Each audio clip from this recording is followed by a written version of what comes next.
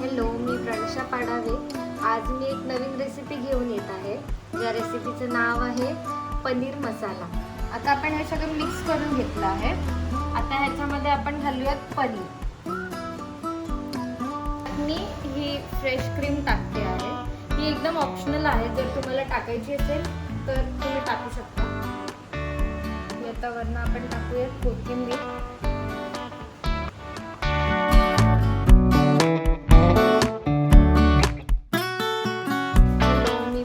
पाडावे.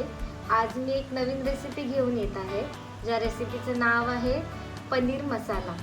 आणि ही रेसिपी एकदम पटकन होणारी आहे, कमी साहित्यात होणारी आहे आणि अगदी हॉटेल्ससारखी होते. या रेसिपीसाठी लागणारं साहित्य मी तुम्हाला सांगते. कोथिंबीर बारीक चॉप केलेली, दही आहे, बारीक चॉप केलेला कांदा आहे. हा हॉटेलमध्ये जसं कट केलेला असतो कांदा तसा आहे आणि सेम तशाच शेपमध्ये चौकोनी मी हे पण कापलं आहे. शिमला मिरची आहे, ही अद्रक लसूण पेस्ट आणि ही आहे टोमॅटोची पेस्ट. टोमॅटोच्या पेस्टमध्ये मिक्सरला लावताना मी कोथिंबिरीच्या काड्या घातल्या होत्या. त्याने जास्त चव वाढते ग्रेव्हीची. आणि हे पनीर आहे आपलं. 200 ग्राम पनीर घेऊ शकता तुम्ही. हे थोडंसं कमी आहे 200 ग्रामपेक्षा.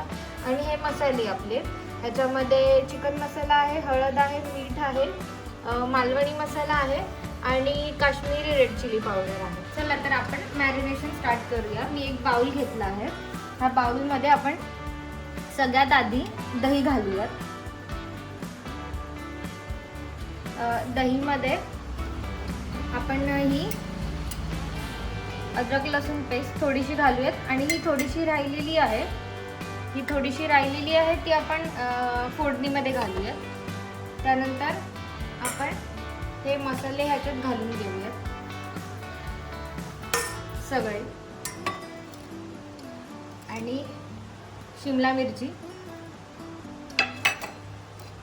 हा कांदा जो चौकोनी कापलेला आहे तो, आणि हे सगळं आपण पहिले मिक्स करून घेऊयात. आता आपण हे सगळं मिक्स करून घेतलं आहे. आता ह्याच्यामध्ये आपण घालूयात पनीर.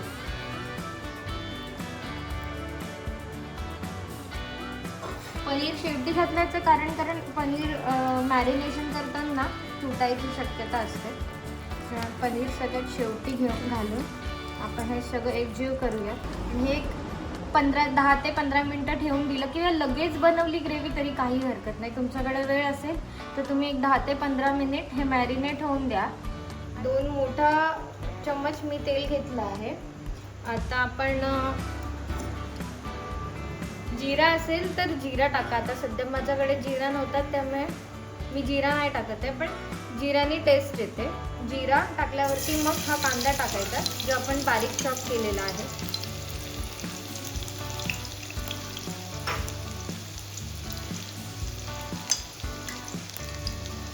आणि ही जी आपली राहिली होती आलं लसूण पेस्ट ती.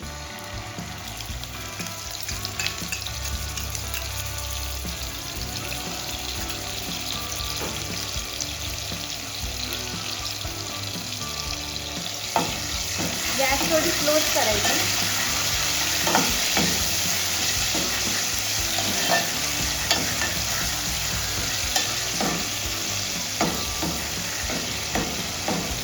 आपण टोमॅटोची पेस्ट घालूया.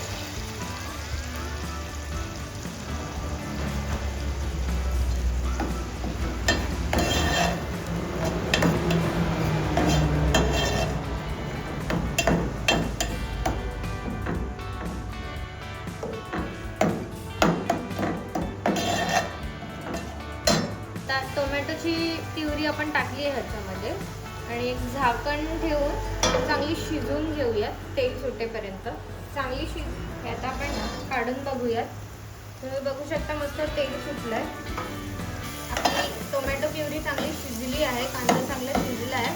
आता आपण त्यामध्ये ही जी आपण मॅरिनेशन केलं होतं हे मॅरिनेशन सगळं असं टाकून हे आपण चांगलं मिक्स करून घेऊयात. आणि ह्याच्यामध्ये आता वरून थोडंसं पाणी घालूया. म्हणजे मी मॅरिनेशन केलं होतं त्याच्यामध्येच मी पाणी घातलं.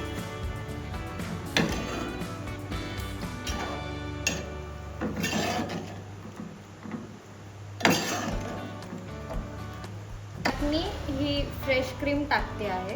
ही एकदम ऑप्शनल आहे, जर तुम्हाला टाकायची असेल तर तुम्ही टाकू शकता. क्रीम टाकल्यामुळे जरा क्रीमी फ्लेवर येतो, क्रीमी टेक्स्चर लागतो, खायला एकदम छान लागते. आपण कोथिंबीर घालूया थोडीशी.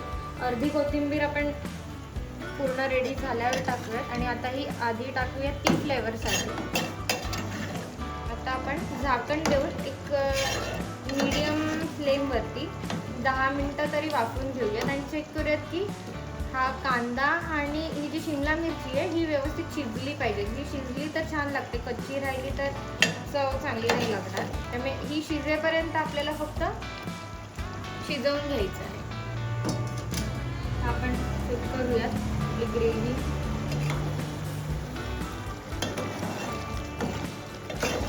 आणि थोडंसं पाणी आहे आणि थोडासा कांदा शिजायला हवा अजून. कांदा ट्रान्सपरंट झाला एकदम की समजायचं की शिजला. ग्रेव्ही आता झाली आहे रेडी. आपण आता गॅस बंद करूया.